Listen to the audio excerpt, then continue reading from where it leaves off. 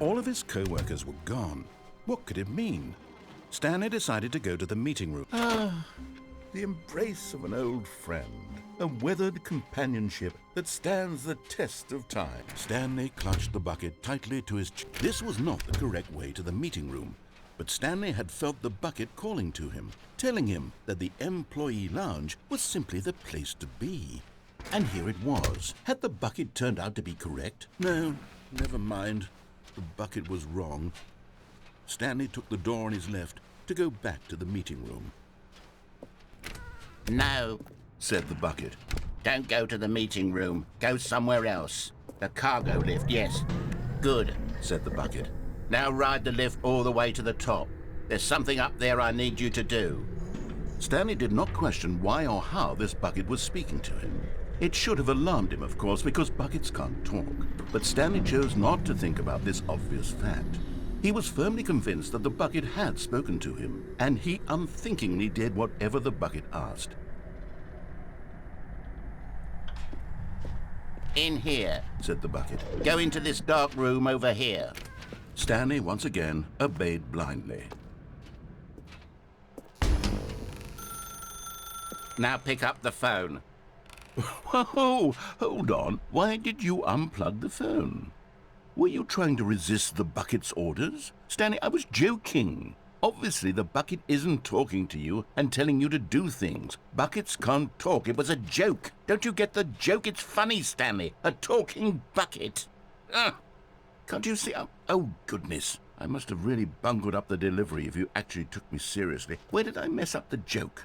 Should I have paused for longer or spoken quicker? Comedic timing is so difficult. I wish I were better at it. But there isn't exactly an instructional video on comedy that one can watch to fully... Oh, wait, yes, there is. It's sitting right here. Let's take a look. What is comedic timing?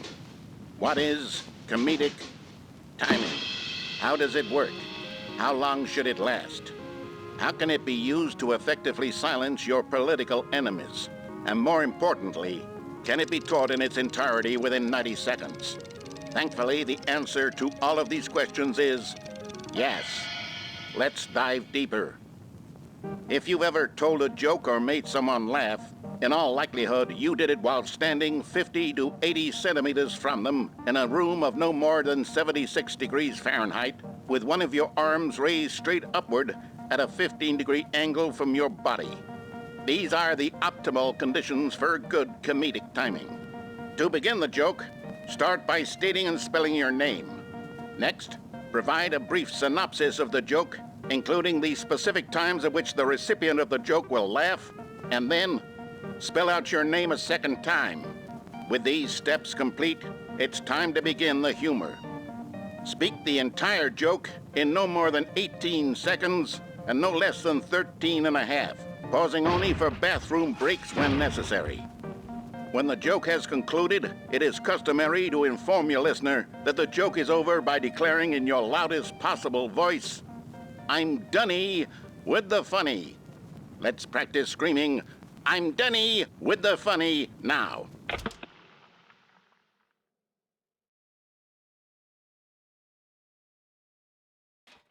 Good.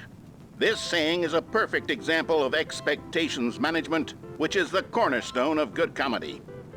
Finally, it's time to hand out surveys.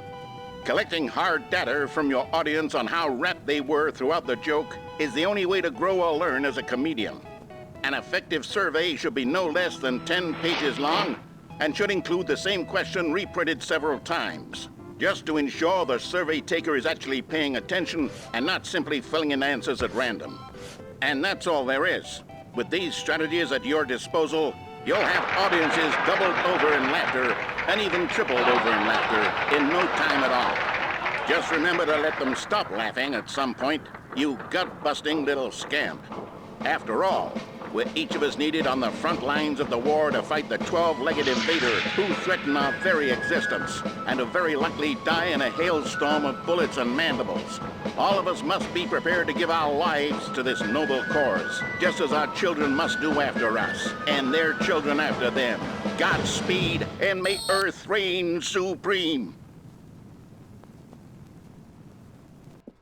Hey, goodness, this video is a little outdated, isn't it? Well, no matter. I think the fundamentals of proper comedic timing are still as relevant today as they were back then. So with that in mind, I believe the only way forward is for us to return to the two doors and walk through all of this again, so I can try telling my story with more appropriate comedic delivery. Come along, let's head back.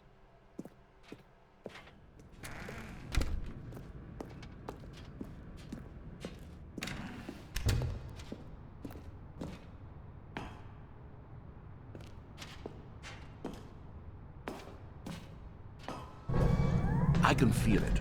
This time, I'm really going to nail the delivery. You'll be in stitches. A talking bucket, you'll say? How ridiculous. How absurd. What a hilarious concept. The king of comedy. That's what you'll call me. Thank goodness we had the instructional video.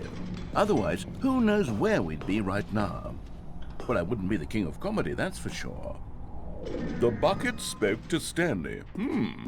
The bucket spoke. The bucket spoke. Oh, I'll figure it out on the fly. No need to overthink things.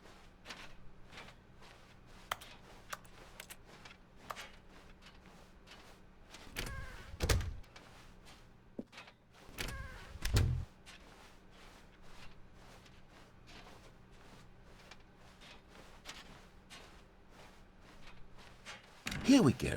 You ready? When Stanley and the bucket came to a set of two open doors, they entered the door on the left.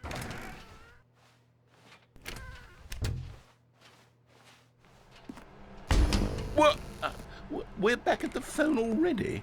No, what's going on? There was supposed to be several rooms leading up to this. There was supposed to be a build-up to this point, a dramatic display of remarkable comedic wit which culminates in this scene with the phone. But now the timing's completely off. Joke will never land, or not the way it was meant to. And it's all my fault. I must have forgotten that the phone room comes immediately after the two doors room. What an egregious mistake. I've made a fool of myself. I don't deserve the title of King of Comedy. I'm nothing. I'm not even the lowliest joke-telling whelp. I think I need to go back and rewatch that instructional video again. Yes, surely that will help me improve my... Here we go. You ready? When Stanley and the bucket came to a set of two open doors, they entered the door on the left. No. You were supposed to go through the door on the right, leading back to the phone. Did you not even look at the instructional video? I think this is all covered very clearly. There's no way I can make the comedic timing work now. It's done. The joke is completely done and over. It's all your fault, Stanley. I'm going to be ridiculed in the community of other joke writers. I'm going to be shamed at every one of our meetings from now on. All because you couldn't watch a simple video and take a hint. Are you proud of yourself for bringing me down, Stanley? Are you proud? Stanley, you love the bucket so much it's like you... it's as though all of your other most prized possessions pale in comparison. Yes. Well, let me try that again, Stanley. I heard that you are pale with shame over how unabashedly in love with a bucket you are. No? Still not? Is it the delivery? Pale with shame. Pale with shame? Pale... What's another word to describe a bucket? Stanley, this bucket is so metal, I think I saw it playing guitar. No. We're getting away from making fun of Stanley's obsession with the bucket, which was the whole point of this. I'm no good at these jokes. I need more instructional videos. That's exactly what it is. That's what will make me the king of comedy again. More instructional videos. Let's see.